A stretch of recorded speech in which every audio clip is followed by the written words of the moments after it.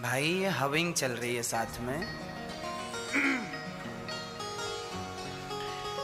बधाई हो बधाई हो, ऐसा सखियों ने जाकर के दशरथ जी को संदेश दिया।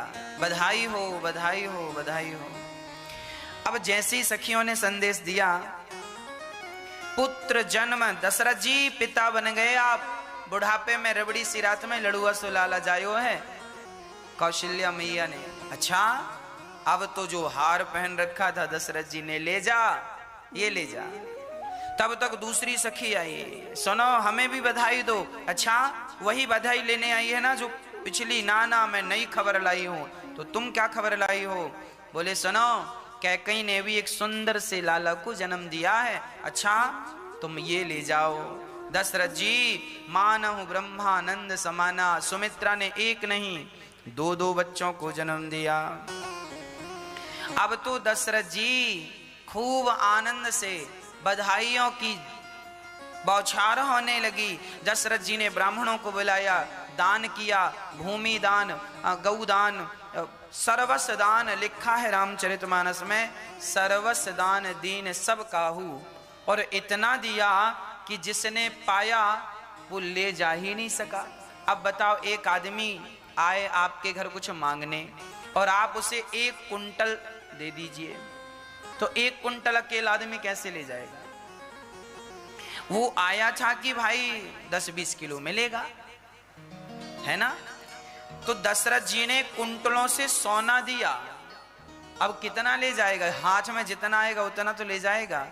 इतना दिया दशरथ जी ने कि जेहि पावा राखा नहीं ताहू, सर्वस्व दान दीन सब काहू। लिखा है सर्वस्व दान कर दिया दशरथ। दशरथ जी की जितनी संपदा थी सब दान कर दिया। और जितना वो दान करते जाते थे उतना उनका धन बढ़ता जाता था, उतना आता जाता था। दशरथ जी ने चारों तरफ ध्वजा लगने लगे, आम के पत्तों का वंदनवार बनने लगा। सब लोगों ने अपने घर में शुभ लाभ लिखा, घर के आंगन में दीपक जलाया और सारी सखियां, सारे नगरवासी बधाइयां ले लेके, कोई चावल लेकर जा रहा है, कोई दाल लेकर जा रहा है, कोई पैसा लेकर जा रहा है, कोई हीरे मोती लेकर जा रहा है और सब दशरथ जी के आंगन में बधाई दे रहे हैं। दशरथ जी का आंगन सोना चांदी हीरा मोती अनाज से भर गया और जितना दशरथ जी को मिल रहा था उससे ज्यादा वो बधाई में लुटा रहे थे। हाँ, जो लोग इतना सा लेकर जाते लाला को जन्म, मुंह दिखाई कहते हैं ना, जब बच्चे को देखने जाओ तो मुंह दिखाई कुछ देते हैं, सगुन होता है, लोग देते हैं। छोटे से बच्चे का जन्म हुआ, आप गए, मुंह दिखाई कुछ देना होता है। तो राम जी का मुंह देखने जो भी आए सब गदगद हो गए और दशरथ जी ने कहा, आप सब आशीर्वाद देने आए हो, खूब ले जाओ। खजाने खोल दिए, हीरे मोती सब खो, जिसको जितना मन करे ले जाओ। आकाश से सुमन वृष्टि हो गई, आकाश से सुंदर सुंदर पुष्प बरसने लगे। सब कुछ दशरथ जी ने दान कर दिया। चंदन और कुमकुम की तो कीच मच गई। इतना चंदन और कुमकुम लोग घिस घिस के लाए और दशरथ जी को एक बधाइयां कैसी, चंदन लगा लगा, दशरथ जी के गाल में चंदन लगा दिया, बधाई हो। यशोदा कौशल्या जी के गाल में चंदन लगा दिया, एक दूसरे के गालों में चंदन लगा रहे हैं और चंदन लगा लगा के बधाइयां दे रहे हैं। खूब दीपावली, होली, दशहरा सब एक साथ मनाया गया। होली भी मनाई गई, दशहरा भी मनाया गया, दीपावली भी मनाई गई और श्रावणी भी मनाई गई। सारे त्योहार एक साथ दशरथ जी के आंगन में मनाए गए। ग्रह ग्रह बाज बधाव शुभ, प्रगटे सुषमा कंद, हर्षवंत सब जहाँ तहाँ, नगर नारी नर वृंद। जो जहाँ था वहां से उत्सव मनाना शुरू किया। चारों भैया का जन्म हुआ और चारों भैया मस्ती से आज माओ की गोद में है अवधपुरी।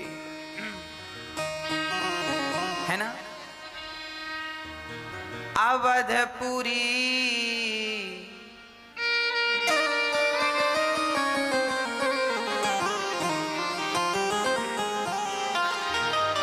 अवधपुरी सोहाही भाई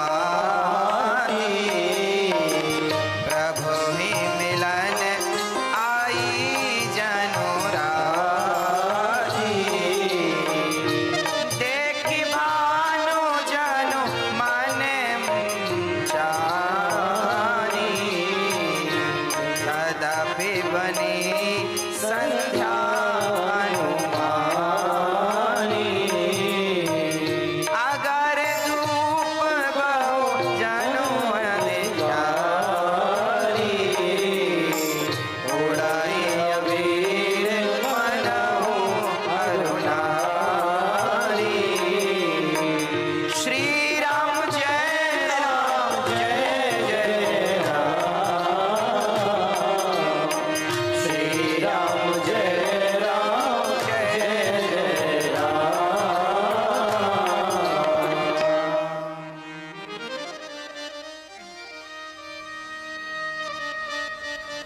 चारों तरफ अबीर उड़ रहा है, गुलाल उड़ रहा है, उत्सव चल रहा है, खूब आनंद उत्सव की कीच मची है, धूम मची है, चारों तरफ उत्सव चल रहा है।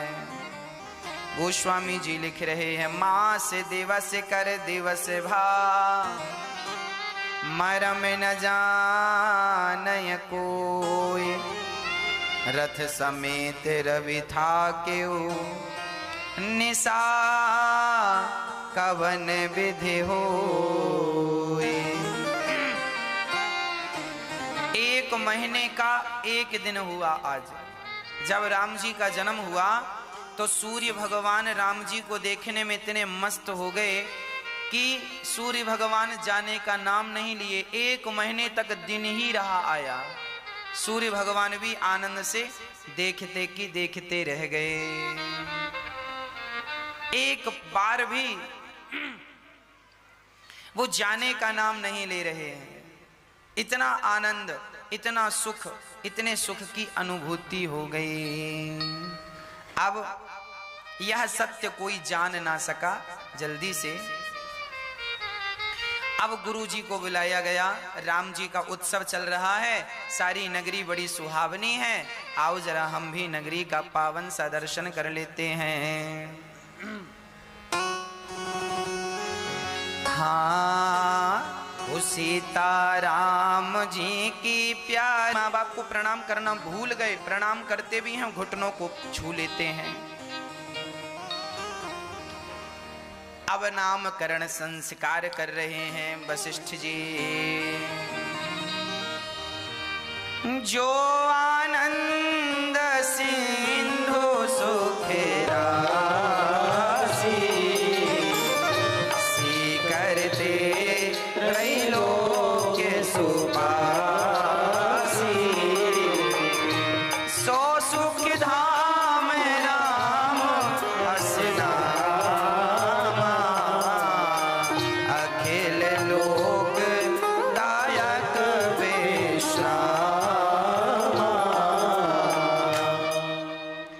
राम जी का नामकरण श्री वशिष्ठ जी ने किया। जो आनंद सिंधु सुख राशि, जो आनंद के सिंधु हैं, जो आनंद के सागर हैं, उनका नाम है राम। रमन्ते योगी नाम यस्य सह राम। राम कौन? जो योगियों के हृदय में रमण करें वो राम। जो आनंद के सागर हैं वो राम। राम कौन है? आनंद के सागर हैं। आप केवल राम नाम जपिए, राम नाम जपिए, यही तो आनंद है ना। कोई कहे कि महाराज जी राम और कृष्ण क्या अलग अलग हैं? तो एक बात बताऊं, राम और कृष्ण में क्या भेद और बातें हैं, रत्ती भर का तो भेद नहीं है। आप राम का रा निकालिए और रा को पीछे धे कर दीजिए तो राधे हो गया, है ना। रा का रा निकाल लीजिए, राम का रा निकाल लीजिए और रा के पीछे धे लगा दीजिए तो राधे हो गया। रा से राधे और मां से श्याम। रा में रा निकाल दिया आपने बच्चा मां, तो मां में आप श्या जोड़ दीजिए तो श्याम हो गया। तो जो राधे श्याम है वही सीताराम है ना। राम शब्द जो है राधे श्याम का ही शॉर्ट फॉर्म है। Full form Radhe Shyam, short form Ram. तो जो राम है और जो श्याम है इनमें रत्ती भर का भी हमें अंतर सपने में भी नहीं समझना चाहिए। तो राम जो नाम है यह आनंद का सागर है। जो अर्थ राम नाम का है वही अर्थ कृष्ण नाम का है। कर्षति कृष्ण। और आनंद के जो सागर हैं, सुख के भंडार हैं, सुख राशि, ऐसे भगवान का नाम वशिष्ठ जी ने कहा इनका नाम राम होगा। राम जैसा कोई नहीं, राम जैसे तो सिर्फ राम है। एक सज्जन ने हमसे यात्रा, हम ट्रेन की यात्रा पर थे, ट्रेन में यात्रा कर रहे थे। एक सज्जन ने हमसे पूछा, महाराज जी आप राम जी को जानते हैं? हमने कहा बिल्कुल जानते हैं। बोले कौन है? हमने कहा हमारे भगवान हैं। उन्होंने कहा ये बताओ कि आप राम को भगवान क्यों मानते हैं? उन्होंने हमसे सवाल किया पलटकर, आप राम को भगवान क्यों मानते हैं? हमने कहा बता रहे हैं, सुनो। हम राम को भगवान इसलिए मानते हैं क्योंकि राम ने अपनी मां कौशल्या को जमहाई लेते समय, जैसे कृष्ण कन्हैया ने मां यशोदा को मिट्टी खाए और मैया ने कहा लाला मुंह खोल, मुंह खोला तो इतने से मुंह में संपूर्ण ब्रह्मांड मां ने देखा। उसी प्रकार एक दिन भगवान श्री राम जमहाई ले रहे थे और मां कौशल्या ने देखा तो भगवान राम के इतने से मुंह में सारा ब्रह्मांड नजर आया। ये बात इसलिए आई, राम जी ने मां कौशल्या को इसलिए दिखाया कि हो सकता है आने वाले युग में लोग ये बातें करने लग जाएं कि राम जी भगवान थे तो भगवान होने का प्रमाण पत्र दो। तो प्रमाण पत्र मांगेंगे सो दे देना कि इतने से मुंह में इतना बड़ा ब्रह्मांड दिखाने वाला कोई सामान्य व्यक्ति तो हो नहीं सकता। तो पहला प्रमाण हमने कहा साहब ऐसा है कि यदि आप अपने मुंह में हमें सारा ब्रह्मांड का दर्शन करा दो तो हम राम को भूल कर हम आपको ही भगवान मान लेंगे। क्या आप करा सकते हैं? उन्होंने कहा नहीं। अब हमने कहा दूसरा सुनो। हमने कहा हम राम जी को भगवान इसलिए मानते हैं क्योंकि राम जी ने अपनी माँ की बात मानी और माँ की बात माने कहा 14 साल के लिए वनवास जाओ। तो कोई और बेटा होता तो कह देता माँ मैं क्यों जाऊं, पर धन्य है राम की माँ ने कहा और तुरंत वनवास के लिए निकल पड़े। हमने कहा आपके पिता ने और आपकी माँ ने आपको घर से निकाला होता तो आप तो अपने माँ बाप पर केस कर देते, परंतु बिना प्रश्न किए राम जी प्रसन्न चित्त से घर निकल गए, घर से निकल गए और 14 साल तक माँ की आज्ञा मानकर, जब सोचो पिताजी सिधार गए, उसके बाद भरत जी गए थे कि चलो भैया जी अब तो पिता भी नहीं है, आप लौट चलो। सारी प्रजा, सारे लाखों लोग राम जी को लेने चित्रकूट गए थे कि नहीं? सारे लोग लेने गए। आपको 4 लोग मनाने आ जाएं तो हम मान जाते हैं। आप कहेंगे चलो भाई हमारी थोड़ी गलती, इन लोग लेने आए हम आ गए, बहाना मिल जाता। लेकिन राम जी को लेने के लिए सारे नगर के लोग गए थे, बच्चों से लेके बूढ़े तक, और सबने, और उन माँ ने भी, कैकई ने भी कहा था ना राम वनवास जाओ, आज वह माँ भी संग आई है, राम जी वापिस चलो, आई है ना, लेने आई है ना। परंतु राम जी वापस नहीं गए कि मैं अपने मरे हुए पिता को, मरे हुए पिता के वचन का भी, मैं उनके वचन का उल्लंघन नहीं करूंगा। मातृ देवो भव पितृ देवो भव, पिता की आज्ञा भगवान की आज्ञा है, माँ की आज्ञा भगवान की आज्ञा है, मैं उस आज्ञा का कभी उल्लंघन नहीं करूंगा। और धन्य है राम। हमने कहा आप भी 14 साल वनवास में रह के देख लीजिए और 14 साल बाद आप वापस आए तो हम आपको भगवान कहेंगे। आप भी 14 साल वनवास में रह के देख लीजिए, नंगे पांव जरा जंगल जंगल चलिए और इतना करने के बाद आप अपनी मर्यादाओं में मस्त रहें तो आप स्वयं भगवान हो जाएंगे। भगवान राम इतनी कठिन इतनी विषम परिस्थितियों में भी राम जी पॉजिटिव रहे, सकारात्मक रहे, इसीलिए राम जी भगवान हैं। हाँ, हमारे और आपके बस की ये बातें नहीं हैं, हमारे और आपके बस की बातें नहीं हैं। ये सब हमारे और आपके बस में कहां है बताओ? हाँ, पैदल चल कर द्वारिका जाना सबके बस की बात नहीं है। राम नाम का रस पी लेना सबके बस की बात नहीं है।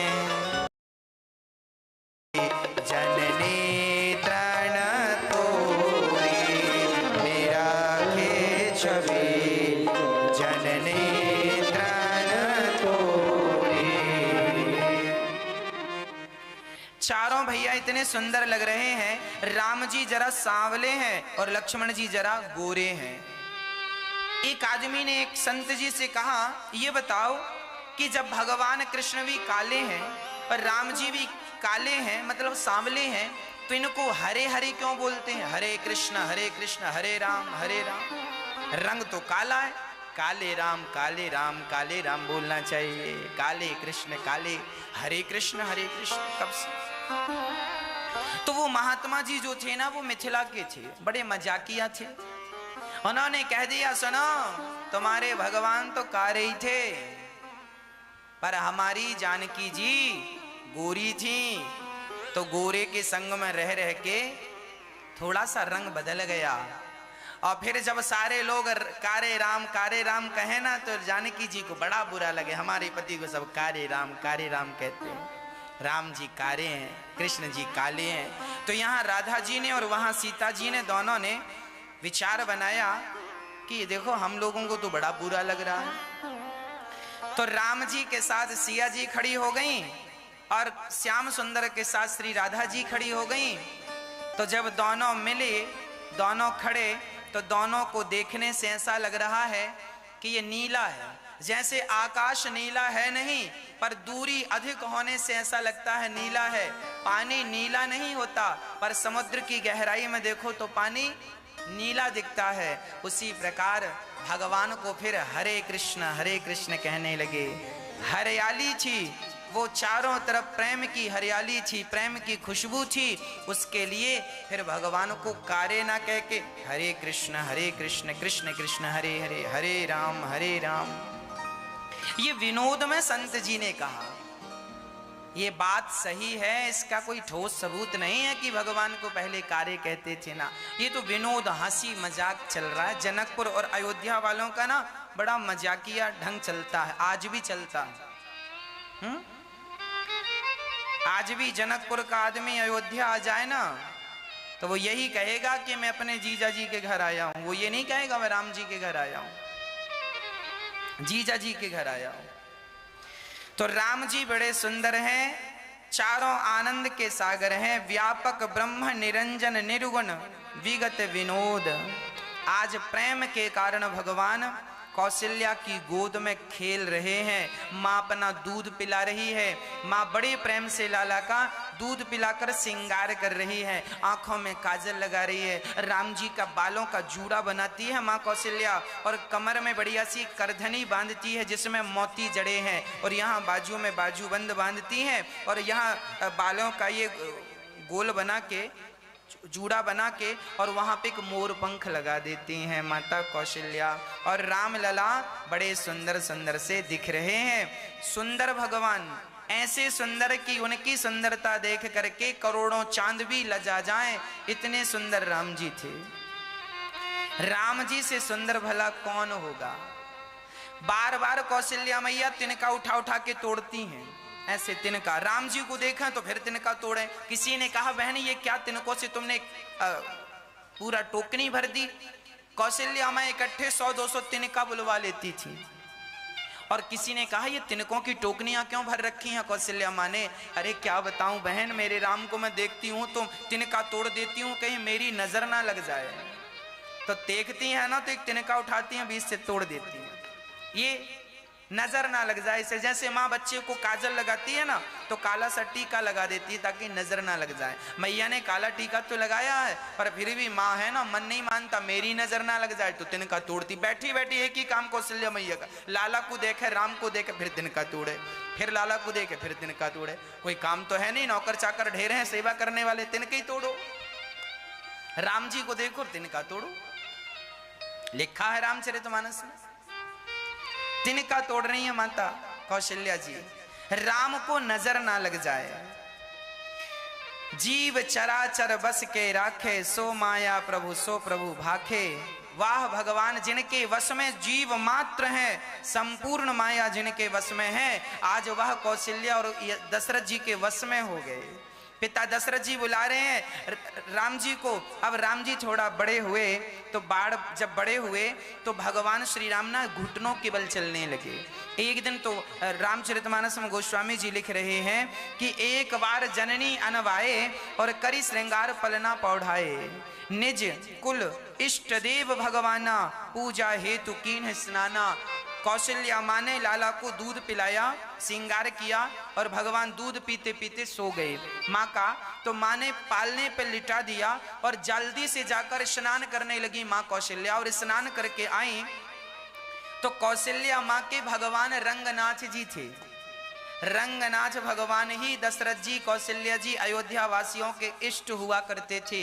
रंगनाथ भगवान जो कि आज रंगनाथ जी दक्षिण भारत में बैठे हैं। इस दुनिया में सबसे पहली मूर्ति रंगनाथ भगवान जी की है। मनु और शत्रुपा ने जब भगवान की तपस्या की तब मनु जी को दर्शन देकर भगवान जब जाने लगे तो मनु जी ने कहा प्रभु हम ऐसी कोई आप हमें अपना स्वरूप दीजिए जो सदा हमारे पास रहे। तब भगवान नारायण ने अपने आप को रंगनाथ के रूप में प्रकट कर दिया, मूर्ति के रूप में प्रकट कर दिया। तो रंगनाथ भगवान ही इस धरती की पहली मूर्ति है।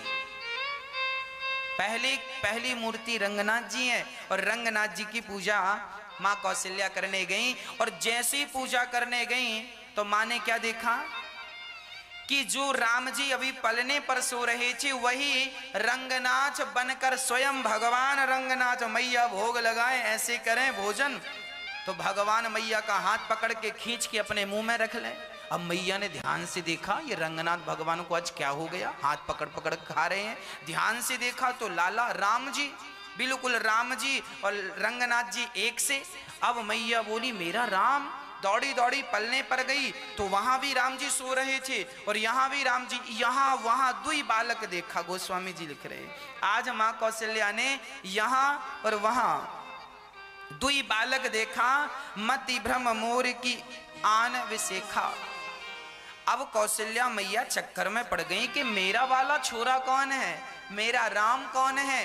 पलने पर सो रहा है वो मेरा राम है कि जो ये बैठा है मंदिर में वो मेरा राम है। कंफ्यूज हो गई मैया। अच्छा भगवान ने यह क्यों दिखाया?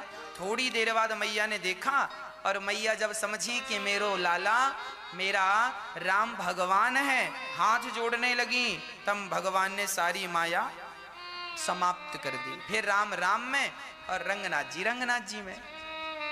थोड़ी देर के लिए ये तूफान आया और समाप्त हो गया। प्रश्न फिर खड़ा हो गया कि जब तूफान आया ही था तो फिर ये सबको दिखना चाहिए था। माँ कौशल्या सबको बुलाती, देखो हमारा राम दो जगह है, पर राम जी ने केवल अपनी माँ कौशल्या को। अर्थ क्या है?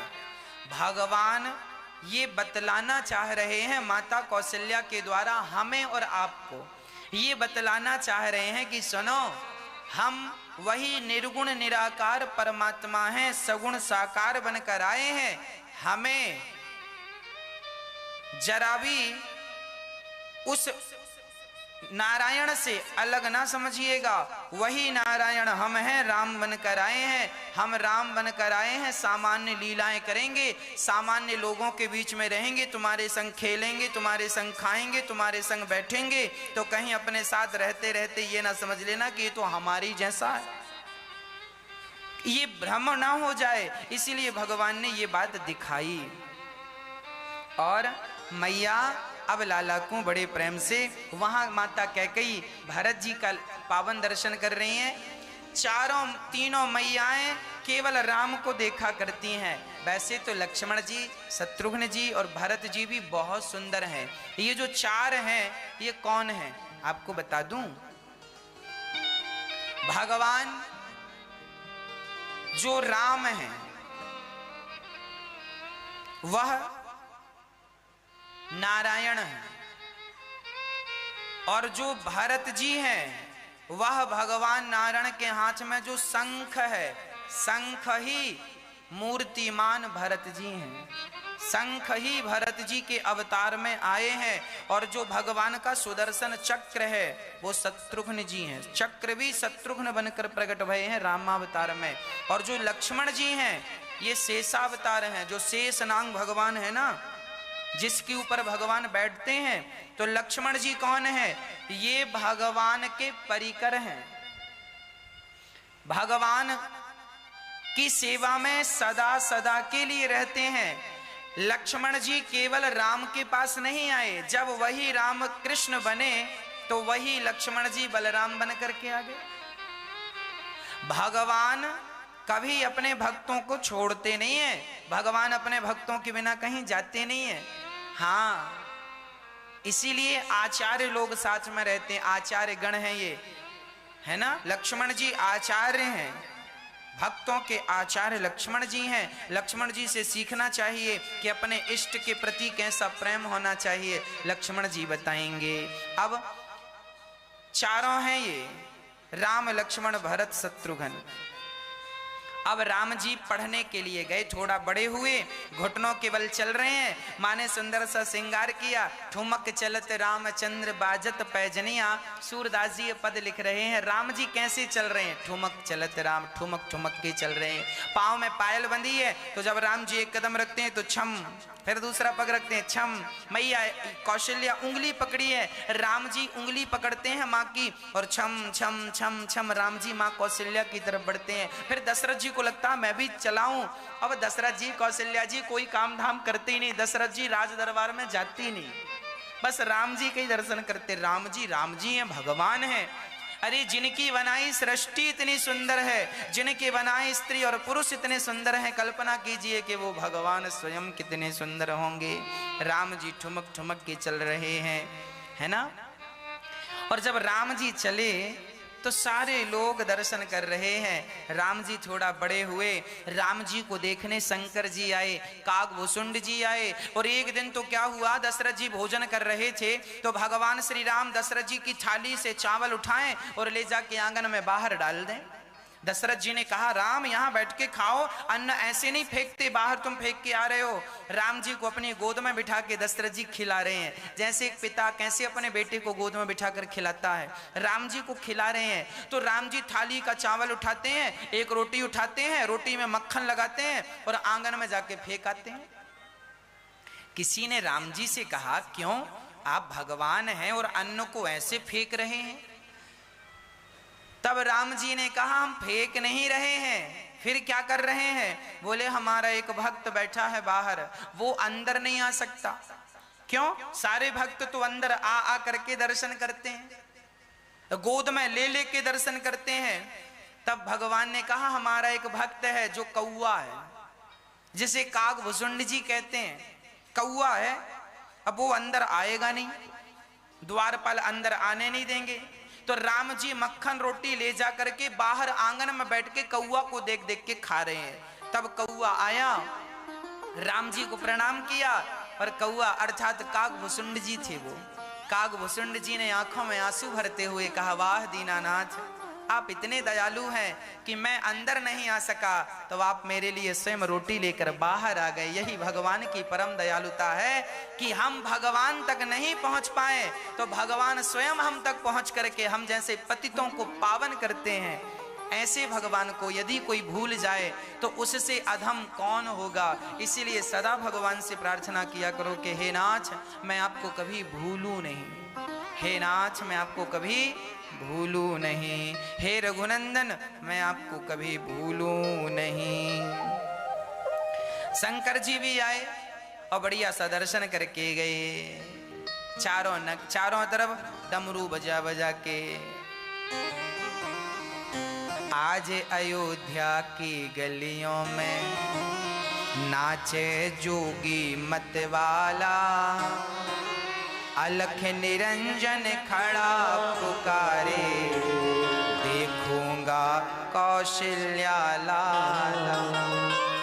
शंकर जी बोले मैया मोकू जल्दी से दर्शन कराए दे। मैया बोली बाबा आप कहां से आए हो? कागभूषुंड जी छोटे से बच्चे बन गए और शंकर जी बूढ़े से पंडित बन गए। शंकर जी बोले मैया तेरे छोरा को भविष्य बताए हुए आयो हूं। कौशल्या जी बोली अच्छा बताओगे भविष्य? हाँ हाँ अंदर आओ।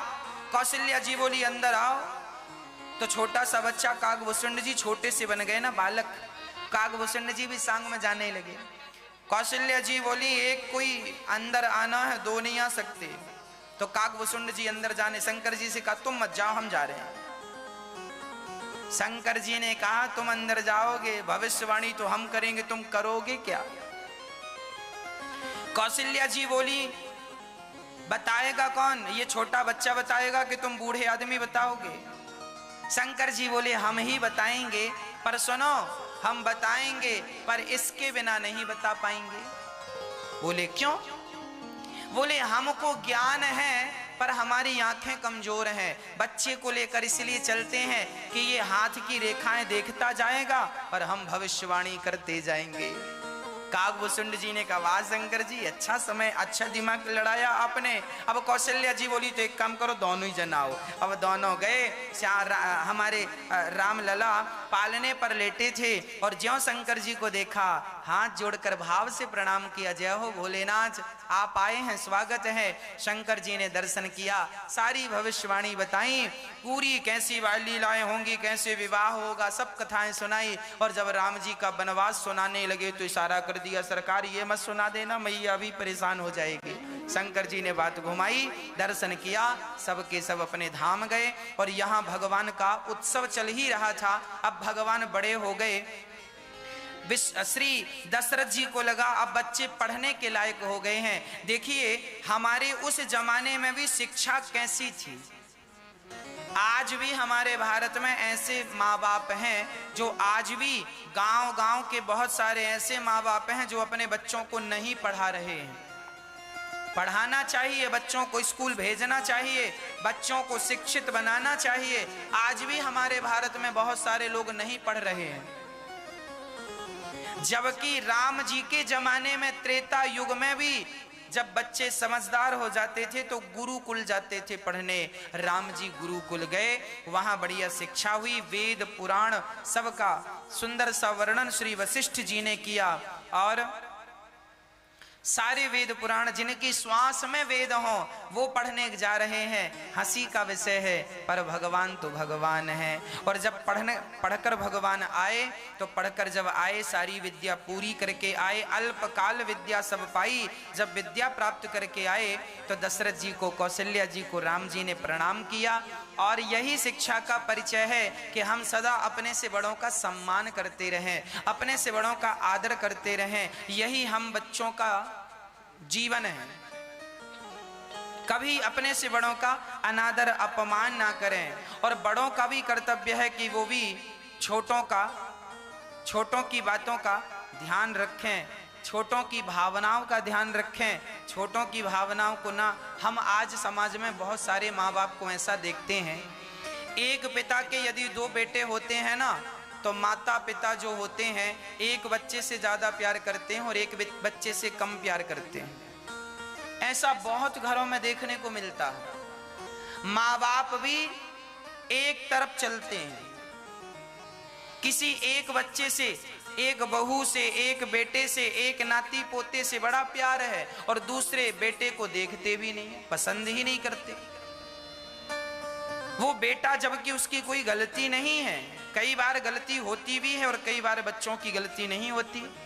हर बार बच्चे ही गलत नहीं होते, कई बार बूढ़े लोग भी गलत हो जाते हैं। माँ बाप को ऐसा कभी नहीं करना चाहिए। आपके 2 बच्चे हैं, दोनों से समान प्यार करना चाहिए। दोनों का समान लाड़ हो, प्यार हो, दोनों को समान सम्मान हो। ऐसा नहीं कि बड़े बेटे के लिए आप इतना सपना देख रहे हैं और छोटे बेटी के लिए कुछ भी आप तुच्छ समझ रहे हैं, गलत है। ऐसे माता पिता को भी बच्चों के प्रति भेदभाव करने के कारण उन्हें नरक की यात्रा करनी पड़ सकती है। इसीलिए हमने कई बार देखा समाज में, एक बेटा रोता रोता आया, महाराज जी हमारे पिता ने सारी संपत्ति भैया को दे दी, हमें इतना सा नहीं दिया। सारी प्रॉपर्टी, दुकान मकान भैया के नाम कर दी, हमें कुछ नहीं दिया। हमने कहा तुमने कुछ बिगाड़ा है क्या उनका? बोले हमने कुछ भी नहीं बिगाड़ा, हमारी कमी सिर्फ इतनी है कि हम कुछ कमाते नहीं थे, छोटा सा काम धाम था, कुछ नहीं कमाते। वो ज्यादा कमाता था, उसे दे दिया, उसी की तरफ चले गए, हमको देखा भी नहीं, बच्चों की तरफ नहीं देखा। ऐसे माँ बाप को कभी नहीं करना चाहिए। दशरथ जी के 4 बच्चे हैं, रामचरितमानस में लिखा है चारों को लाड़ प्यार बराबर बराबर करते हैं, खूब प्यार करते हैं, है ना। अब राम जी जब पढ़कर आए, सेवाएं की, एक दिन क्या हुआ, विश्वामित्र जी आ गए। विश्वामित्र महामुनि ज्ञानी, बसहि विपिन शुभ आश्रम जानी, बसहि विपिन शुभ आश्रम जानी। एक दिन विश्वामित्र जी आए और राम जी को लेकर जाने की बात कहने लगे। दशरथ जी ने खूब स्वागत सम्मान किया, आओ गुरुजी बताइए हम आपकी क्या सेवा करें। तब कहा सुनो, हम राम और लक्ष्मण को लेने आए हैं, हमने यज्ञ किया था पर राक्षसों ने बड़ा विघ्न डाला है, हमारा वो यज्ञ पूरा होने ही नहीं दिया, ऐसी कृपा करो कि राम लक्ष्मण को दो। तब दशरथ जी कहते हैं कि सुनो, मांगहूं भूमि धैनु धन कोसा, आप जो मांगना, धन मांगना, भूमि मांगना, धैनु मांगना, गाय जो मांगो सब दे दूं। दशरथ जी कहते हैं मैं अपने प्राण दे सकता हूं, चारों सुत मोहि प्राण की नाई। दशरथ जी का देखिए जरा, कहते हैं चारों बच्चे मुझे प्राणों की तरह प्रिय है, चारों सुत मोहि प्राण की नाई, पर राम देत नहीं बने गुसाई। मैं राम को नहीं दे सकता, मेरे प्राण ले लो, मैं अभी प्राण दे दूंगा, पर राम को नहीं दूंगा। देखिए दशरथ जी का अपने भगवान के प्रति कितना अनन्य प्रेम है। अपने भगवान कभी किसी को नहीं देना चाहिए। अपने भगवान मतलब आपका जो अपना प्रेम है ना भगवान के चरणों में, वह जो प्रेम है उस प्रेम में आप मस्त रहिए। औरों को भगवान की कथाएं सुना सुना के औरों का भी प्रेम बढ़ाइए, और राम का त्याग तो कभी मत कीजिए। राम को हृदय से कभी जाने मत दीजिए, राम को कभी बिसारिए मत, राम को कभी भुलाइए मत। राम का स्मरण ही सुख है और राम का विस्मरण ही दुख है। दशरथ जी कहते हैं मैं राम को नहीं दे सकता।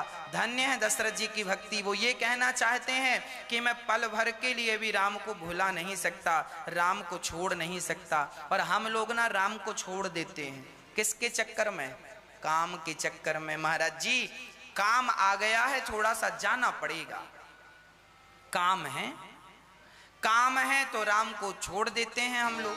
हम काम में इतने व्यस्त हो जाते हैं कि हम भगवान को ही भूल जाते हैं। हम संसार में इतने उलझ जाते हैं कि भगवान को ही भूल जाते हैं। हम ये कभी नहीं कहते कि आप काम ना करो, काम करो, आप धनवान बने, आप अपना धन दौलत खूब कमाएं, पर ये याद रहे कि काम करते हुए भगवान से जुड़े रहना है। राम का त्याग नहीं करना, राम को पल भर के लिए छोड़ना नहीं है। राम का मन से, वाणी से, कर्म से कभी त्याग नहीं करना, सदा राम के होकर ही काम करना है। अच्छा आप अभी किसके हैं? आप लोग अभी प्रेजेंट में किसके हैं? महाराज जी मैं फलाने का पिता हूँ, फलाने का बेटा हूँ, फलाने का ये हूँ। आप अभी दुनिया वालों के हैं, इसीलिए आप लोग बड़ा परेशान रहा करते हैं। आप एक ही परिचय दिया करो, आप कौन हैं? हम राम जी के हैं। हम राम जी के, राम जी हमारे, हम राम जी के, राम जी हमारे हैं। हम राम जी के, राम जी हमारे हैं। हम राम जी के, राम जी हमारे हैं। वो तो सबके प्राणों के प्यारे हैं। वो तो सबके प्राणों के प्यारे हैं। वो तो सबके प्राणों के प्यारे हैं। वो तो सबके प्राणों के प्यारे हैं। हम राम जी के, राम जी हमारे। हम राम जी के, राम जी हमारे। हम राम जी के और राम जी हमारे हैं। दशरथ जी को विश्वामित्र जी ने बहुत डांटा, अरे राम को क्यों नहीं दोगे? राम कोई तुम्हारे हैं? राम भगवान है, हम जैसे संतों के लिए आए हैं, विप्र धैनुसुर संत हित, और तुमने कब्जा कर लिया। अब बहुत डांट लगाई, दशरथ जी डरे, भगवान बाबा जी बड़े क्रोधी है।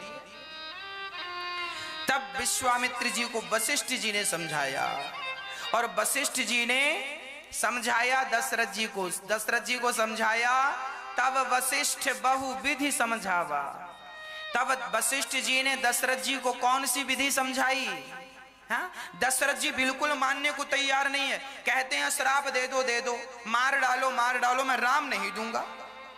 अब विश्वामित्र जी बोले राम राम बड़ा, अब कैसे समझाएं बाप को? समझने को ही तैयार नहीं। अब दशरथ जी किसी भी प्रकार समझने को तैयार नहीं थे। तब वशिष्ठ जी ने समझाया। देखिए गुरु जब समझाता है ना, तो कितनी भी कठिन बातें हो, गुरु समझाए तो सरल तरीके से समझा देता है और समझ में आ जाती है। तब वशिष्ठ जी ने समझाया, बिठाया दशरथ जी को बगल में, कहा सुनो दशरथ जी। तब वशिष्ठ बहुविधि, सुनो राम जी बहुविधि, राम जी जब इनके संग जाएंगे ना, बाबा जी के संग, तब राम जी जाएंगे और बहू लेकर के आएंगे। बहू विधि समझावा, बहू ऐसे आएगी, वो विधि विधान समझा दिया। ये अच्छे वाले बाबा जी हैं, एक लेकर जाते हैं और 2 डबल वापस करते हैं, एक के साथ एक फ्री। एक लगाओ 2 पाओ। ये वो वाले बाबा जी हैं जो 1 का 2 बना देते हैं। एक काम करो, इन बाबा जी के साथ राम लक्ष्मण को भेजने में नुकसान नहीं है। ये राम जी का विवाह करवाएंगे ये बाबा जी। अच्छा, दशरथ जी बोले बहू आएगी? हाँ बढ़िया बहू आएगी। अब तब दशरथ जी ने जब बहु विधि बात समझी, तब ठीक है महाराज ले जाओ, पर जल्दी ले आना। हाँ जल्दी ले आएंगे। अब विश्वामित्र जी बड़े प्रसन्न हो गए और राम और लक्ष्मण को लेकर दशरथ जी ने कहा सुनो राम, अब से तुम्हारे पिता यही हैं, जितने दिन तुम इनके पास रहना, यही तुम्हारी माता है, यही तुम्हारे पिता। गुरु के चरणों में जब शिष्य अपना समर्पण करता है तो गुरु को ही माता और गुरु को ही पिता मानना पड़ता है। जब तक गुरु के चरणों में समर्पण नहीं होगा तब तक विद्या प्राप्त नहीं होगी। श्रद्धावान लभते ज्ञानम, विद्या पढ़ने से नहीं श्रद्धा से प्राप्त होती है। आपकी जितनी श्रद्धा है अपने गुरुओं के प्रति, आप उतने विद्वान हो जाएंगे, है ना। विद्या श्रद्धा से प्राप्त होती है। इसीलिए श्री राम जी श्रद्धा के साथ वशिष्ठ जी विश्वामित्र जी के साथ चले। और रामचरितमानस में गोस्वामी जी लिख रहे हैं, श्याम गौर सुंदर 2 भाई, विश्वामित्र महानिधि पाए। मानो विश्वामित्र जी बड़ी संपदा पा गए हो। आज राम और लक्ष्मण को लेकर जा रहे हैं ना विश्वामित्र जी, तो बड़ी छाती चौड़ी करके जा रहे हैं, मानो बड़ा धन पा लिया हो। और सच्ची कहता हूं, राम से बड़ा धन भी तो नहीं है। सही कहा है कि इन्होंने दुनिया की सबसे बड़ी दौलत पाली है। पायो जी मैंने राम रतन धन पायो, राम नाम से बड़ा और कौन सा धन होता है। और वही धन देखिए विश्वामित्र जी ने पा लिया। अब विश्वामित्र जी यज्ञ करने जा रहे थे, परंतु उनके यज्ञ को ना कुछ राक्षस लोग होने नहीं दे रहे थे। अच्छा, क्या विश्वामित्र जी अपनी तपस्या के बल पर राक्षसों को नहीं मार सकते थे क्या? बिल्कुल मार सकते थे। पर राम जी सोचे, विश्वामित्र जी सोचे कि यदि मैं मार दूंगा तो राम जी का दर्शन कैसे होगा। तो राम जी का दर्शन जब राम जी आए हैं तो हम क्यों करें।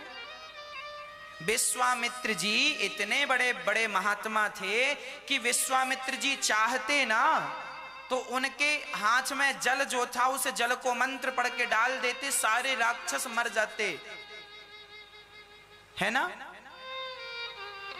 उसी तरह मर जाते जैसे आप मच्छर की दवाई डालते हैं तो तुरंत मच्छर मर जाते हैं। विश्वामित्र जी के द्वारा दिए हुए श्राप से कोई बच सकता था, उनके द्वारा छिड़के हुए जल के द्वारा कोई बच सकता था, पर नहीं। जब राम जी हैं तो हम क्यों टेंशन लें। यहां एक सुंदर पक्ष निकल कर आ रहा है, जरा समझने का आप प्रयास कीजिए। हम समझाएंगे, आप समझिएगा। हाँ मैया जी, बात समझ में आ रही है? मैया जी, ओ मैया, ओ मेरी प्यारी माँ, बात समझ में आ रही है? आ रही है? अच्छा, अब सुनो। विश्वामित्र जी सब कुछ कर सकते थे, पर उन्हें पता है कि राम जी का अवतार हो गया है। अब दुष्टों का दमन करना राम जी का काम है, हम क्यों अपने हाथ खराब करें। राम जी का अवतार ही इसलिए हुआ है, दुष्टों को मारने के लिए, हम काहे पाप ला दें। इसीलिए कहा करते हैं कि सारे काम आप लोग ना किया करो, कुछ काम भगवान के ऊपर छोड़ दिया करो। कोई आपको गाली दे, देने दो, आप भगवान पे छोड़ दो, विवाद में ना उलझो। वो गाली दे रहा है, देने दो, उसका स्वभाव है, देने दो। कोई आपके बारे में बुरा कर रहा है, सोच रहा, करने दो। सावधानी आपकी होनी अच्छी बात है, सावधान रहो, अच्छा है। लेकिन कोई आपको परेशान करे, उसे समझाओ, भाई परेशान ना करो। पर जब कुछ भी ना समझे कोई, तो फिर भगवान पे छोड़ दो। आप बिल्कुल टेंशन ना लो। आजकल आदमी बड़ा टेंशन में, अभी कोरोना काल में तो बहुत सारे लोग डिप्रेशन में चले गए। कई लोग कोरोना से नहीं मरे, डिप्रेशन से मर गए, ये सोच सोच के कि बचेंगे कि नहीं बचेंगे कि नहीं बचेंगे। अरे बचेंगे तो जी लेना, नहीं बचेंगे तो जाना है। इसमें टेंशन लेने की क्या बात है। आदमी बहुत सोचता है, आप लोग ना सोचते बहुत हैं। आप लोग सोचते हैं कि नहीं? आप लोगों को टेंशन है कि नहीं? मैया आपको टेंशन है? लो टेंशन, कई लोग बड़ी टेंशन लेते हैं, बड़ा सोचते हैं। ये बताओ, आपके सोचने और आपके टेंशन लेने से क्या होगा? आज तक आपका सोचा हुआ? आप सोचते हैं ये काम हो जाए पर नहीं होता, आप सोचते हैं ऐसा हो जाए, नहीं होता। इसका मतलब यही है कि हमारे सोचने से कुछ नहीं होता, होना वही है। हुई है सोई जो राम रचि रखा, होना वही है जो परमात्मा को मंजूर है। इसीलिए तुम सोच करके ना अपना दिमाग खराब ना करो, तुम भगवान का चिंतन करो और हैप्पी, खुश रहो, हर हाल में प्रसन्न रहा करो।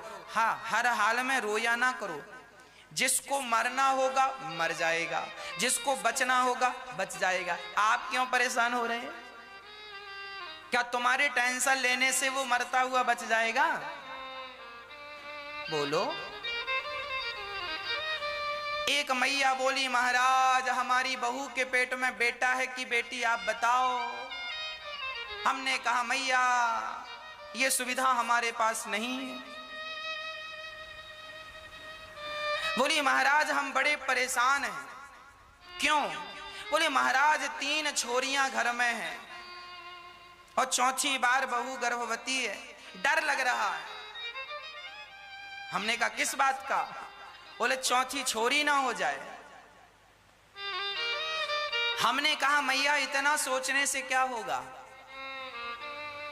अरे महाराज जी 3 छोरियां हैं, एक तो छोरा होना चाहिए, भगवान एक तो पुत्र दें।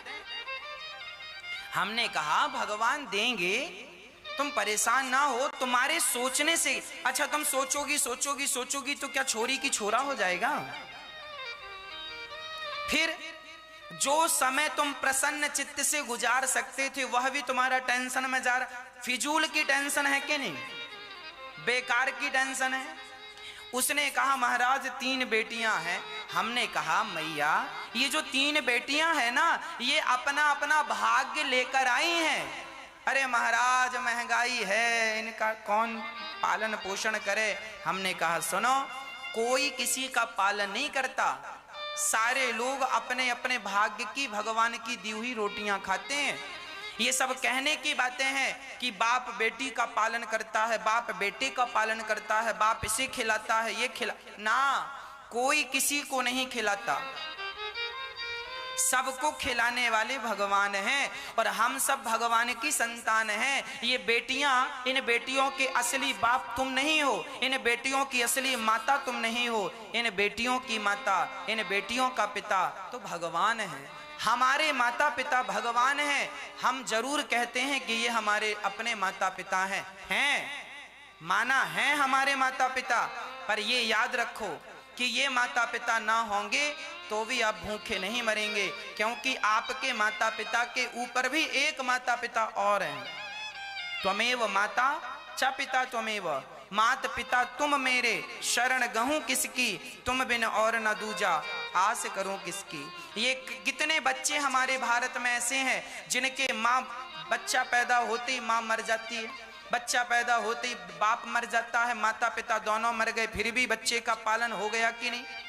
हाँ थोड़ा सा कष्ट मिल सकता है उसे, पर देखो पालन तो सबका हो जाता। इसका अर्थ यही हुआ, निष्कर्ष यही निकला कि सबके पालनहार भगवान है। वही कहीं ना कहीं से किसी ना किसी को माध्यम बनाकर वो किसी के द्वारा किसी का पेट भरवा देते हैं, है ना। एक जंगल में एक आदमी भूखा मर रहा था, प्राण निकलने की स्थिति थी, बड़ा भूखा था। तभी वहां पर एक सज्जन वहां से निकल रहे थे और वो सज्जन टिफिन लेकर के जा रहे थे। तभी टिफिन लेकर वो जा ही रहे थे कि जहां वो भूखा आदमी बैठा था उसी के पास उस आदमी का पांव फिसल गया और वो गिरा तो उसका सारा टिफिन खुल गया। कुछ दाल गिर गई, कुछ रोटियां गिर गई, कुछ चावल गिर गए।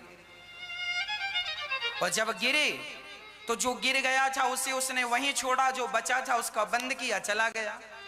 अब अचानक उसके सामने बिखरी हुई दाल और बिखरी हुई रोटी आ गई। भूखा था, उसने रोटियां उठाई, बिखरी दाल थी, भूखे में तो अब बिखरी दाल है, खा लिया, रोटी खा लिया, उसके जान में जान आई। मतलब विधाता किसी ना किसी प्रकार से तुम्हारा पेट, जब तुम्हारा कोई पेट भरे, जब तुम्हें कोई रोटी दे तो ये ना सोचा करो कि ये हमारी मेहनत से आ रही हैं, सदा यही सोचा करो कि ये भगवत कृपा से हमें मिल रही हैं और भगवान ही हम सबके पालनहार हैं। तो श्याम में गौर सुंदर दो भाई, श्याम गौर सुंदर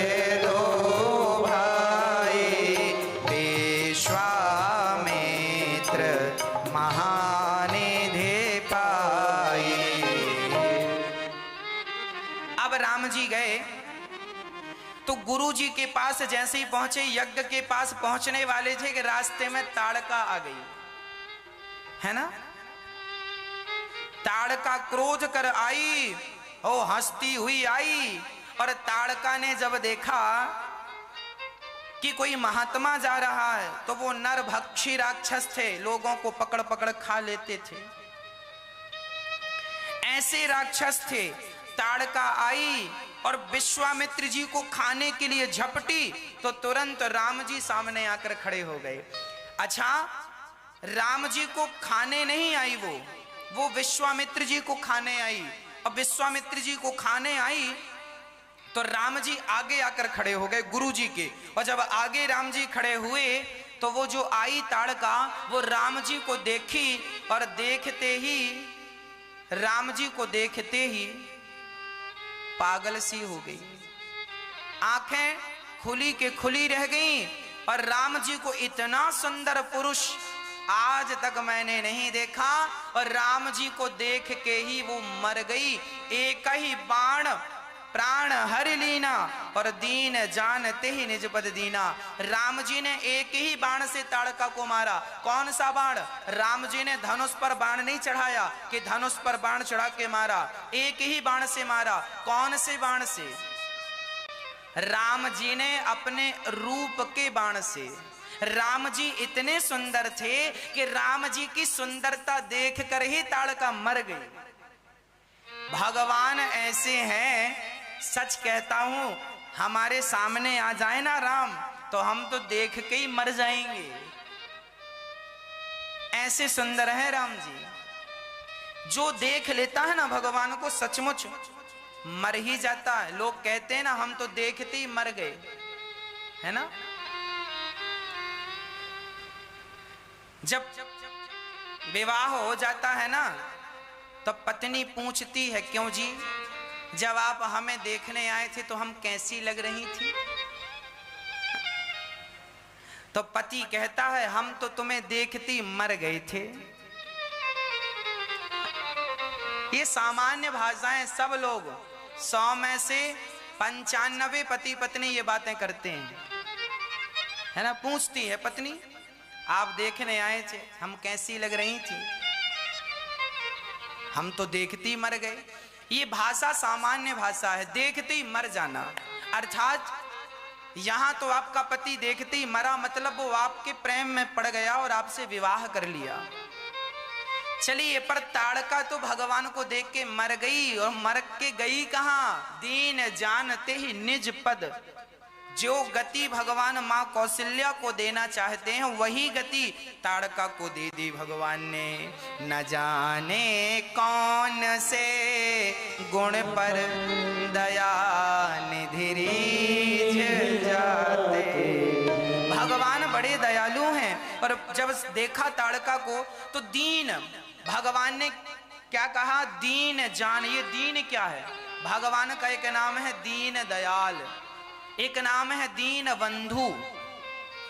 ये दीन कौन है? हम और आप कौन हैं? दीन। दीन की व्याख्या क्या है? दीन की परिभाषा क्या है? दीन किसे कहते हैं? अरे दीन उसे कहते हैं जिसने अपने कल्याण का कोई साधन पता ना हो। जैसे मैं हूं, हम हैं, हमें पता नहीं कि माला कैसे जपना चाहिए, हमें पता नहीं कि भगवान का नाम कैसे लेना चाहिए, हम लोगों को पता नहीं कि भगवान की भक्ति कैसे करना चाहिए। हम तो तुच्छ प्राणी हैं, संसार में उलझे पड़े हैं। हम जैसे लोग जो कुछ नहीं जानते, तिगड़म नहीं जानते।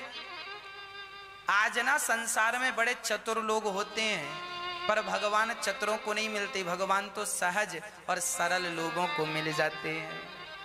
जो आदमी बिल्कुल सरल है, ताड़का थी तो राक्षसी, पर बेचारी जानती नहीं थी कि अपने कल्याण के लिए क्या करना चाहिए। ऐसे पर भगवान ने दीन जान करके उसे अपना परम पद प्राप्त करा दिया।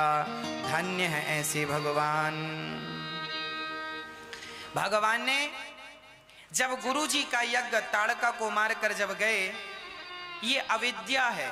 जब राम जी ने यज्ञ गुरु जी का कराया तो वहां पर मारीच मामा आए, और मारीच आया हड्डी वड्डी लेके आया यज्ञ कुंड में डालने। तो भगवान ने बिन फण का बाण मारा, तो मारीच को बाण मारा था बक्सर से।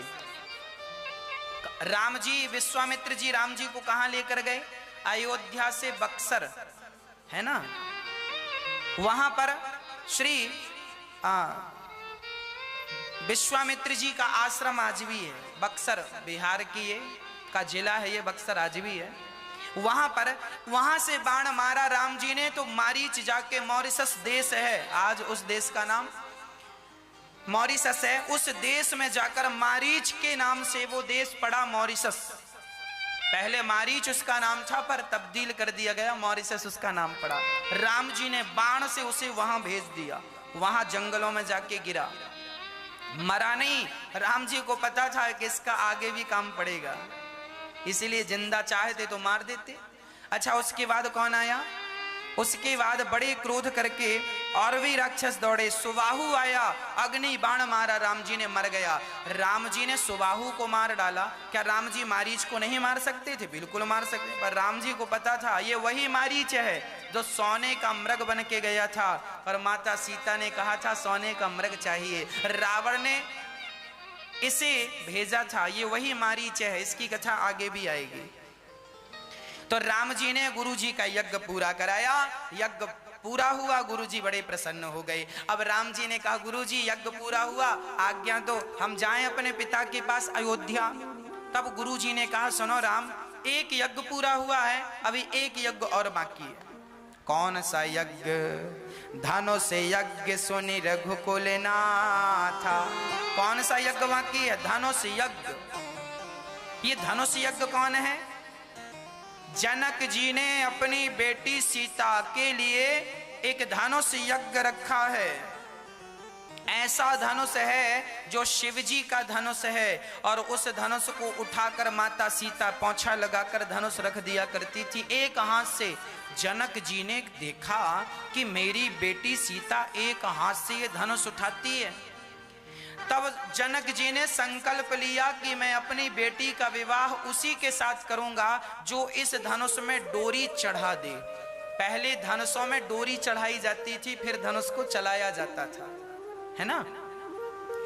तो धनुष यज्ञ था। जनक जी ने घोषणा करी, सारे देश देशांतरों के राजाओं को निमंत्रण दिया, बुलाया, आओ धनुष यज्ञ में भाग लो, और जो धनुष पर डोरी चढ़ा देगा उसके संग मेरी सीता का विवाह होगा। अब राजा महाराजा गए और धनुष पर डोरी चढ़ानी थी। और यहाँ अच्छा एक प्रश्न खड़ा हुआ कि जनक जी ने सबको बुलाया है सीता स्वयंवर में, पर दशरथ जी को नहीं बुलाया। दशरथ जी को बुलाया होता तो दशरथ जी भी जाते, दशरथ जी ना जाते तो राम लक्ष्मण को लेकर जाते, पर राम लक्ष्मण को तो विश्वामित्र जी लेकर जा रहे हैं। सूचना विश्वामित्र जी को मिली थी, सूचना राम और लक्ष्मण और दशरथ जी को नहीं मिली, है ना। सूचना किसे मिली है? गुरु जी को। तो गुरु जी बोले राम लक्ष्मण चलोगे शादी देखने? तो राम लक्ष्मण तो शादी देखने गए थे, क्या पता था जिसकी शादी देखने जा रहे हैं उसी से शादी करेंगे।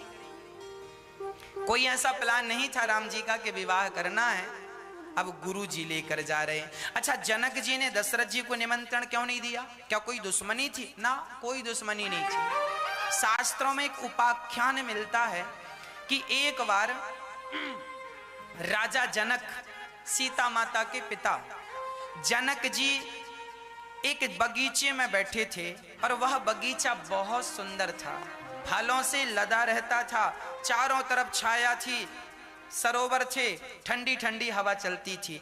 एक दिन राजा जनक उस सरोवर में बैठकर, उस बगीचे में बैठकर बड़े प्रेम से आनंद के साथ नृत्य गान चल रहा था, नाचना गाना चल रहा था, भजन कीर्तन चल रहा था।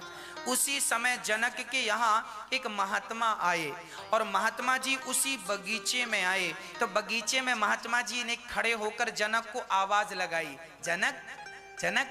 पर जनक जी संगीत में इतने मस्त थे कि सुने नहीं।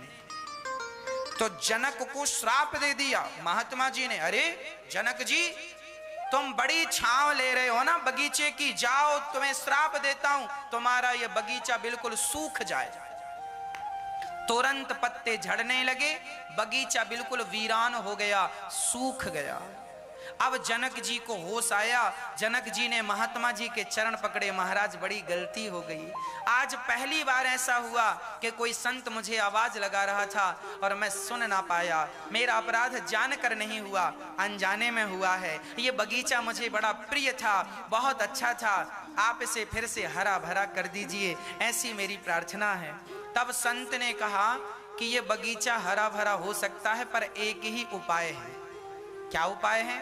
बोले कोई पतिव्रता नारी कच्चे सूत की रस्सी बनाए, और यहां पर जो कुआं है वहां पे कुआं भी था, इस कुएं का पानी कच्चे सूत की रस्सी बनाकर घड़े में बांधे और घड़े को कुएं में डाले, और घड़ा भी कच्चा होना चाहिए।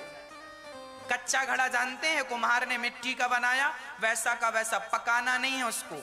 पके हुए घड़े में तो पानी रहता है, कच्चे घड़े में थोड़ी रह पाएगा। कच्चे घड़े में कच्चे सूत से बांधकर और इस कुएं का पानी भर के इस जंगल में सींच दो। जो पतिव्रता नारी ये कर पाएगी, तुरंत जंगल हरा भरा हो जाएगा। अब जनक जी तुरंत अपनी पत्नी की तरफ देखे, तो जनक जी की पत्नी ने सिर का घूंघट बढ़ा लिया, हमारी तरफ ना देखो। क्यों? अच्छा, जनक जी की पत्नी माता सीता की मां पतिव्रता थी, पर उन्हें संकोच लग रहा था कि यदि कच्चे सूत से बांधूंगी, कच्चा सूत मतलब रुई समझिए उसे, रुई की रस्सी तुरंत कैसे बने साहब, वो कच्चा सूत तो और भी कच्चा है। अब जनक जी की पत्नी अर्थात सीता जी की मां को लगा कि यदि सूत थोड़ा भी टूट गया तो हम तो पतिव्रता हैं ही, पर फिर तो हल्ला हो जाएगा कि ये तो है ही नहीं, मतलब बदनामी होने का एक डर है। अब सारे जनक में हल्ला हुआ कि जो पतिव्रता नारी कच्चे सूत से कच्चे घड़े से पानी लेकर सिंचन करेगी बगीचे में, उसे राजा जनक बहुत सारा पुरस्कार देंगे। पर जनकपुर में कोई नहीं आया, सब डर रहे थे। अच्छा, जनकपुर में पतिव्रताएं स्त्रियां थीं, ऐसा नहीं कि नहीं थीं, पर क्या हुआ ना, डर रहे थे। भाई आपके पास क्षमता है पर आप डर जाते हैं, कॉन्फिडेंस की कमी होती है, वही कमी थी। सारे जनकपुर में कमी इस बात की थी, कॉन्फिडेंस नहीं था, विश्वास नहीं था अपने ऊपर। थी सारी पतिव्रता, पर सबको डर लग रहा था कि घड़े से पानी गिरा तो लोग हंसेंगे कि बड़ी पतिव्रता बनने चली, वो घड़ा तो टूट गया, लोग जीवन भर ताने मारेंगे, बड़ी पतिव्रता बन रही थी। ये ताने सुनने के डर से ना कोई आगे नहीं बढ़ रहा था। अब जनक जी ने तो सारे नगर में डिंडोरा पिटवाया, कोई नहीं आया। दूर दूर तक बड़े बड़े संदेशे पहुंचाए, कोई नहीं आया। तब संदेशा जनक जी ने दशरथ जी को पहुंचाया। जनक जी ने चिट्ठी लिखी, मेरे प्रिय मित्र दशरथ जी, आपके चरणों में कोटि कोटि प्रणाम। पत्र लिख रहे हैं जनक जी, हमारे यहाँ एक बगीचा था, सुंदर था, सूख गया है। संत ने कहा है कि यदि कोई पतिव्रता नारी यदि वो कच्चे सूत से कच्चे घड़े को बांधकर कुएं से पानी निकाले तो जरूरी हरा भरा हो जाएगा। तो मैं चाहता हूं कि आप कौशल्या जी के साथ पधारें, और कौशल्या जी ही आज इस धरती की सबसे बड़ी पतिव्रता नारी हैं, ये काम वो कर सकती हैं। तो जनक जी ने सूचना पहुंचाई दशरथ जी को, और दशरथ जी काम में इतने व्यस्त थे कि सूचना पत्र पढ़ तो लिया और पढ़कर दासियों से कह दिया जाओ कौशल्या को दे देना। अब दासियां गईं और कौशल्या जी को दिया। कौशल्या जी ने पढ़ा कि जनकपुर जाना है, कच्चे सूत से कच्चे घड़े में पानी भर के बगीचे में डालना। तो कौशल्या जी तो शहर से तैयार हो गई, चलो जनक जी बड़े दुखी हैं, उनका बगीचा सूख गया है, चलो मैं चलती हूँ। सुनो, परसों की पैकिंग कर लो, परसों की तैयारी होने लगी। परसों जाना, रथ तैयार हुआ, सूटकेस तैयार हुआ सब, कि तभी कौशल्या माँ के कमरे में एक झाड़ू लगाने के लिए बाई आती थी। कौशल्या माँ के कमरे में साफ सफाई के लिए बाई आती थी ना, काम वाली, जिनको दासी कहते थे। वो दासी आई, काम वाली बाई आई, तो उसने पूछ लिया अपनी महारानी जी से, माँ आज कहाँ जा रही हो, बड़ा सूटकेस तैयार हो रहा है। घर की दासी पूछ लेती है, आज कहाँ प्रोग्राम है भाई, कहाँ जा रहे हैं। पूछ लिया, अरे बहन देख जरा, ये जनकपुर से पत्र आया है, उनके यहाँ कोई बगीचा वगीचा सूख गया है, सो हमें बुलाया है कि पानी डालने आ जाओ। उनके यहाँ तो कोई पानी डालने वाला भी नहीं है, अब हमें बुलाया, अब जाना पड़ेगा, पति की आज्ञा। तो वो झाड़ू लगाने वाली बोली, सुनो माँ आप मत जाओ, मुझे भेजो, मैं जाऊंगी। झाड़ू लगाने वाली तैयार हो गई। कौशल्या जी, अच्छा कौशल्या जी अयोध्या की स्त्रियां हैं, कोई सामान्य स्त्रियां थोड़ी होंगी, कौशल्या माँ के कमरे में झाड़ू लगाने वाली कोई सामान्य थोड़ी होगी, वो भी पतिव्रताओं में श्रेष्ठ पतिव्रता है। माँ कौशल्या तो सबसे श्रेष्ठ पतिव्रता है, पर जितनी बड़ी पतिव्रता वो है, उनकी ये दासियां भी कम पतिव्रता नहीं है। वो झाड़ू लगाने वाली बोली, माँ मुझे आज्ञा दो, मैं जाऊंगी, मैं अभी हरा भरा करके आती हूँ, आपको जाने की क्या जरूरत है। अच्छा तुम कर लोगी? हाँ हाँ। कौशल्या जी ने आशीर्वाद दिया, जाओ तुम्हारा काम मंगलमय हो। अब दासी जो रथ तैयार हुआ था कौशल्या जी के, वही रथ, उस रथ में दासी बैठ गई। दासी भी आज सज धज के जा रही है श्रृंगार करके, और जब गई तो दशरथ जी, कौशल्या जी ने कोई सेना की टुकड़ी भी भेज दी, जाओ इसकी रक्षा करना, भाई हमारे नगर का आदमी जा रहा है, महिला है, सुरक्षा कर्मी। 25-50 सेना की टुकड़ी थी, 4-6 रथ आगे 4-6 रथ पीछे, और बड़े आनंद से ध्वजा पताका लहराता जा रहे हैं। अब जनक जी को क्या लगा, कौशल्या माता आ गई। उस रथ पर जो दासी बैठी थी, उस दासी को जनक जी ने क्या समझ लिया? अच्छा वो दासी परम सुंदर भी थी। जनक जी को लगा अयोध्या की महारानी कौशल्या जी आई हैं, तो जनक जी की पत्नी उनका स्वागत करने आई, आरती की थाल आरती उतार रही हैं, माला वाला पहनाई। वो दासी चुपचाप बैठी है। रथ से उतरी, जनक जी से कहा, कहाँ है आपका बगीचा? जनक जी बोले, आती काम शुरू। हाँ हाँ ये इस तरफ है, चलो। वहां कच्चा सूत पड़ा था, घड़ा कच्चा पड़ा था, कुआं भी था, और अयोध्या की थी बिल्कुल। दासी भगवान का परम प्रेम था और बड़ी पतिव्रता थी, और कच्चे सूत को उसने कस करके जो घड़े में बांधा, और लाखों की भीड़ लग गई। लाखों लोग तो इसलिए इकट्ठे हुए कि कब रस्सी टूटे, कब ताली बजा के हम दांत निकालें। हाँ? कुछ लोग तो तमाशा देखने इकट्ठे होते हैं। संभल कर बैठना जग में तमाशा देखने वालों, कहीं खुद ना तमाशा बन जाना तमाशा देखने वालों।